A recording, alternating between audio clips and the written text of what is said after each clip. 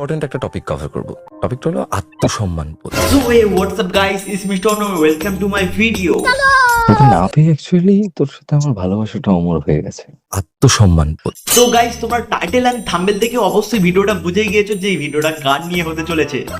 ওসবে যাস না, এখন বরের সাথে বা আমার সাথে করি। আচ্ছা ঠ্যাবাদা, একবার বোর্ড সামনে গিয়ে দেখো না, ল্যাংচা কেটে নেবে।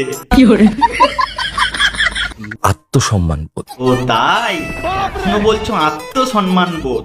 ये मैं गाली नहीं दे सकता। नहीं गाली नहीं देना। আমি অনেক কিছু সহ্য করে কিন্তু কোনোদিন কাউকে কিচ্ছু বলি। তোমাদের জীবনে 10টা বয়ফ্রেন্ড ছিল? বন্ধুরা, ভালোবাসা শব্দটা ঠিক কিসমিসের মতো।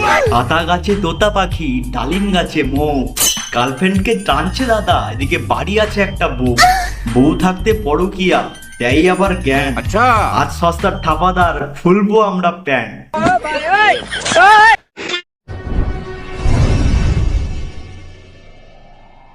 কি বন্ধু, কি খবর? মোটিভেশন আই মিন মোটিভেশন দাদা, আমরা তো খুব ভালো আছি, কিন্তু আমার মনে হচ্ছে না যে তুমি এই ভিডিওটা দেখার পরে ভালো থাকবে। আচ্ছা বলেন কি? মোটিভেশন দা, চিয়ার্স। হে প্রভু হে হরি রাম কৃষ্ণ জগন্নাথ। তো গাইস, আজ আমরা কথা বলতে চলেছি আমাদের সবার প্রিয় মোটিভেশন স্পিকার সস্তার ঠাপাদারকে নিয়ে, যে এতদিন জ্ঞান দিয়েই গেছে কিন্তু সেটা নিজের লাইফে কোনোদিন অ্যাপ্লাই করেনি। যে একবার চলে যায় সে আর কখনো ফিরে আসে না। কি ঠাপাদা, তুমি কি ঠিক বলছো? তাহলে এগুলো বাড়া কি? আমার যে লিগ্যাল ওয়াইফ, তাকে যেরকম জায়গা দিই, তাকে যেরকম সম্মান দিই, তোকেও কোনো অংশে ছোট করি না।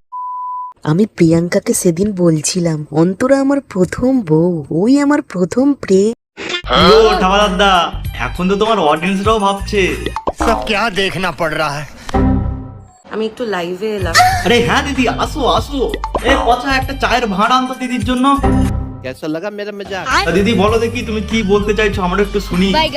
আজকের এই লাইভটা করার পেছনে একটা বড় বিষয়। আরে দিদি ব্যাস ব্যাস, থাক থাক থাক, আর বলতে হবে না তোমাকে। তো গাইস, বাদ বাকিটা আমি বলে দিচ্ছি। তো এই যে দিদি আছে, তো ইনি এনার বরের প্রশংসার নাম করে, যে এক্স গার্লফ্রেন্ড আছে, তো এক্স গার্লফ্রেন্ডের নামে খোঁচা মারা একটা পোস্ট করে। তো গাইস, দিদি যখন এই পোস্টটা করে, পোস্ট করার পর দেখছে যে লোকেরা উল্টে এদেরই ধুয়ে দিচ্ছে, তো সেই সময় দিদি স্পেশালি লাইভটা আর কি শুরু করেছে। আমাকে বলা যে গেছে 5তলা বাড়িতে তুই ওটার ক্ষমতা রাখিস না, তুই 10তলা বাড়িতে আমি স্বপ্ন দেখি। আমি অনেক কিছু সহ্য করে কিন্তু কোনোদিন কাউকে কিচ্ছু বলি। তো গাইস, তোমরা একবার নিজেরাই ভেবে দেখো, যে কিনা সারা জীবন মানুষকে জ্ঞান দিয়ে বেড়ালো, কিংবা বলতে পারো এর কথা শুনে অনেকেই ইন্সপায়ার হতো, অনেকেই মোটিভেট হতো, ভাই কিনা তার ভিতরে মানবিক জ্ঞানটুকু নেই। शर्म करो, भगवान से डरो। আমি তার গোটা জার্নিতে আমি অন্তত থাকবো, কারণ আমি সাপোর্ট করেছি তাকে, সে পরে গিয়ে অস্বীকার করে। তার হাত ধরে প্রথম জার্নি সালাই মোটিভেশন স্পিকার স্টার্ট করেছে, যখন একটু বড় ইউটিউবার হয়ে গেছে কিনা তাকেই সালা পিছন লাথি মেরে সরিয়ে দিয়েছে। মানে এরপর আর কি দুঃখ আসবে? মানে একটা পার্সনের তো সবকিছুই চলে গেল। আমার প্রাক্তন যে রয়েছে সেও খোঁজ রাখে। তো গাইস, আগে যখন এই মোটিভেশন স্পিকারের ভিডিও দেখতাম, তো মনে হতো যে লাইফে অনেক কিছু করতে পারবো, অনেক গ্রো করতে পারবো, অনেক মোটিভেট হতে পারবো। তো ভাই, যখন এর মুখোশ খোলার পরে দেখছি ভাই, এরকম ধরনের নির্লজ্জ বেহায়া আর পৃথিবীতে কটা থাকে। ঠিক বলেছেন। আমি অনেক কিছু সহ্য করে কিন্তু কোনোদিন কাউকে কিচ্ছু বলিনি। আমাকে সবসময় টর্চার করা হয়েছে। লোকেরা যার ভিডিও দেখার পর কিনা নিজের মাইন্ড ফ্রেশ করে, নিজের মেন্টাল রিফ্রেশ করে, এই ঠাপাদার কিনা এই মেয়েটার মেন্টাল হেলথটাই বিগড়ে দিল। মাদারের বাচ্চা, এত বদনাম করিয়ে করছিসটা কি? জীবনে কিছু আরে মোটিভেশন স্পিকার গৌরব ঠাপাদার দা, দিদির হয়তো মেন্টাল হেলথটা ততটা ভালো নেই যে দিদি কিছু করে দেখাবে। যদি বলিস আমরা রোস্টাররা তো আছি, আমরাই তোকে না একটু ভালো করে এমন করা করবো যে দ্বিতীয়বার তুই করার কথাটা যাতে না বলিস। অ্যাসিস্ট্যান্টের সাথে সে তাজপুর ঘুরে বেড়ালো। আত্মসম্মান বোধ। তো গাইস, তোমরা এরকম ধরনের দুমুখো সাপ তোমাদের আশপাশেও দেখতে পাবে। যেমন ধরো এই দুমুখো সাপটা, যার কিনা অন্তরাত দিয়ে মুখোশটা টেনে খুলে দিয়েছে, নাহলে আজ হয়তো আমরা এর জ্ঞান বসে বসে হা করে শুনতাম। তোর সাথে আমি সব সময় অসভ্যতা করতে পারি। কেন রে ঠাপাদা, ও কি তোর বাড়ির বউ নাকি যে তুই ওর সাথে অসভ্যতামি করবি সব সময়? না মানে যার কিনা নিজের ইসলা জ্ঞানের অভাব আছে, সে কিনা আবার লোকেদেরকে জ্ঞান দিয়ে বেড়াতো। হ্যাঁ, কেউ একজন খুব একটা দামি কথা বলে গেছে। আরে ঠাপাদা, কথাটা মনে হচ্ছে আর কেউ বলেনি, সেটা মনে হয় তুমিই বলেছো, মদ খেতে খেতে গার্লফ্রেন্ডকে। এখন বরের সাথে বা আমার সাথে করবি? আচ্ছা, মদ খেলে কি সমস্ত অন্যায় করে ফেলা যায়? সেদিন রাতে কি একটা খারাপ মদ খেয়ে ফেললাম। ওরে বাড়া, নাচতে না পারলে আবার উঠোনের দোষ। আমাকে গার্লফ্রেন্ডকে কল করলো আমাদের ঠাপাদা, কল করার পরে আবার মানে অফারও দিল আমাদের ঠাপাদা। এখন বাড়া মদের নামে দোষ। कितने शानदार विचार रखते हैं जी। সেদিন রাতে কি একটা খারাপ মদ খেয়ে ফেল। আচ্ছা, ওরা মদ খেয়ে কিনা গার্লফ্রেন্ডকে করার অফার দেওয়া হচ্ছে, আর এদিকে কিনা তার বউ মেসেজ করে বলছে যে মানে ঝাঁটার বাড়ি মেরে ঠিক করে দেবো, এই বলে অ্যাকসেপ্ট। বাড়িতে যদি এরকম ধরনের বউ থাকে তাহলে এইসব ধরনের ধান্দা তো শুরু করাটা খুবই স্বাভাবিক ব্যাপার। पहचाना मुझे।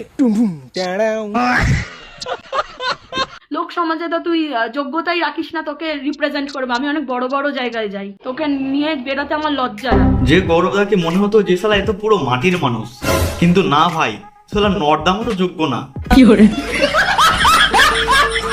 এসব করিস না, জীবনে ভালো থাকবি না। যখন একটা বয়স হবে না তখন নিজের প্রতি নিজের গিল্ট। মুতিয়ানদা দেখ, কাজ করো, তোমার যে জ্ঞানগুলো তুমি মারছো না ওগুলো একটা খাতায় দিয়ে লেখো, লিখে নিজের পিছনে ঢুকিয়ে রাখো। সালা আমাদের কোনো স্টেটাসে যদি কারোর খারাপ লেগে থাকে তাহলে প্রথমত তো এটা জাস্ট আমাদের নিজেদের মনের কথা লেখা হয়েছে, কাউকে উদ্দেশ্য করে কিছু লেখা। ও, আমরা তো কানাসু। আশেপাশে এরকম বহু মানুষ দেখেছি, তারা শুধু অভিযোগই করে গেল ওই মানুষটাকে। যারা চোখে দেখতে পায় না তারাও পর্যন্ত বলে দেবে যে কথাটা কারোর পিছনে কাটি মারার জন্য বলা হয়েছে, কিন্তু ভাই না, এরা তো আবার তার অন্য মিনিং বার করে ফেলেছে। বলেন কি? বহু মানুষ দেখেছি তারা শুধু অভিযোগই করে গেল। এটা মিনটা গৌরবকে নিয়ে প্রচুর অভিযোগ আমার কাছে এসেছে যে দাদা রিপ্লাই করে না, দাদার সাথে একটু কথা বলিয়ে দাও, দাদা এরকম করে, দাদা ওরকম করে। তা দিদি বলছি কি, আমাদের কি খিচুড়ি স্কুলের বাচ্চা বলে মনে হয় যে তুমি যা বোঝাবে আমরা তাই বুঝে যাবো? বোকা চোদা। আরে দিদি, যতই দিয়ে যাও না ভুল, আমরা ধরে ফেলেছি কে ঠিক কে ভুল, আর কে বগলের চুল। আরে মুতিয়ান দাদা, তুমি তো খুব গর্বের সাথে বলছিলে যে আমরা ভিডিওটা ছেড়েছি, সেটা একদমই ঠিক। তুমি আবার বলছো যে এই পোস্টটা কেন ডিলিট করবে? কেন পোস্টটা ডিলিট করবে? কাউকে ভয় পেয়ে কি ও পোস্ট ডিলিট করবে? এটা তো সম্ভব। ও আচ্ছা মুতিয়ান দা, তার মানে তুমি ভয়টা পাওনি, তাই তো? তাহলে এই 43 মিনিট 51 সেকেন্ডের ভিডিওটা ডিলিট করলে কেন? তোমার যেমন বেশিক্ষণ জ্ঞান শুনতে ভালো লাগে না, তেমন অন্য কারোরও বেশিক্ষণ জ্ঞান শুনতে ভালো লাগবে না তোমার। আরে তাই তো বলছি মুতিয়ান দা, আর লোকেদেরকে দিও না জ্ঞান, আগে সামলে ওঠো নিজের ঠেলা ভ্যান, নইলে পাবলিক খুলে দেবে তোমার প্যান। মাঝে আমাকে অপমান করা হতো, দিনের পর দিন অপমান করা হতো। সোশ্যাল মিডিয়ায় যে কিনা লোকেদেরকে দিয়ে গেছে জ্ঞান, এই কিনা তার গার্লফ্রেন্ডকে ভিতরে ভিতরে করতো শালা অপমান।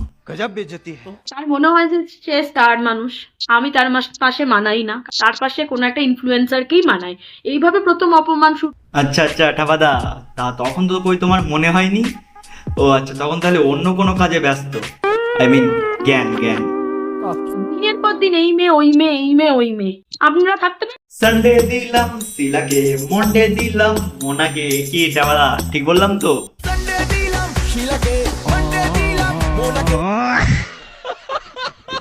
অন্তরা, ভালোবাসা শব্দটা ঠিক কিসমিসের। আরে মুতিয়ান দাদা, তুমি তো ঠিক কথাই বলছো, অনেকটা কিচমিচের মতন, কিন্তু সেই কিচমিচ তো খেতে হয় নাকি প্যান্টের চেন খুলে मैं गाली नहीं दे सकता।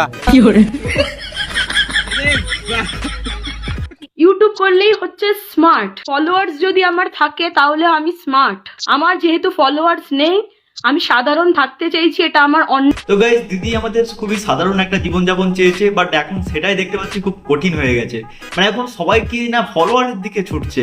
আরে ভাই, ফলোয়ার তো সবার কাছেই পেয়ে যাবে, প্রত্যেকটা মেয়ের কাছেই, কিন্তু ওই সাধারণ লাইফ একটা কাটানোর একটা যে মজা। ভালো ছিলাম না তাই ছেড়েছি, এমন নয় যে রেজিস্ট্রি করে ডিভোর্স করেছি, এমন নয় বিয়ে করে ডিভোর্স করে। আরে মুতেন ভাই, তুই কি জানিস, আগে তোকে খুব রেসপেক্ট করতাম, কিন্তু এখন শালা তোর এই কেটচা কলাপ দেখেই মনে হচ্ছে শালা তোর গায়ে মুখ। তো চলো গাইস, এই ভিডিওটা তো এই পর্যন্ত থাকা। আর হ্যাঁ গাইস, যাদের ভিডিওটা ভালো লেগেছে অবশ্যই সাবস্ক্রাইব করে যাও আর একটা লাইকও করে যাও। আর হ্যাঁ গাইস, তোমরা এরকম ধরনের চুতিয়া মানুষদের থেকে একটু দূরে থাকো, ঠিক আছে? কারণ এটা শুধু সোশ্যাল মিডিয়ায় নয়, তোমাদের আশেপাশেও অনেক থাকতে পারে, যেমন ধরো বন্ধু বান্ধবরাও হতে পারে। কারণ গাইস, এমনটা হয়ে গেছে অনেকেরই সাথে যে সামনে তো এক বলবে, কিন্তু পিছনে ভাই তোমার কোথা থেকে বাঁশ দিতে হয় সেটা ওরা ভালো করে আইডিয়া করে নেয়। তো যাই হোক গাইস, চলো ভিডিওটা ভালো লাগলে অবশ্যই একটা ভাই লাইক করে দিও, ঠিক আছে? টাটা।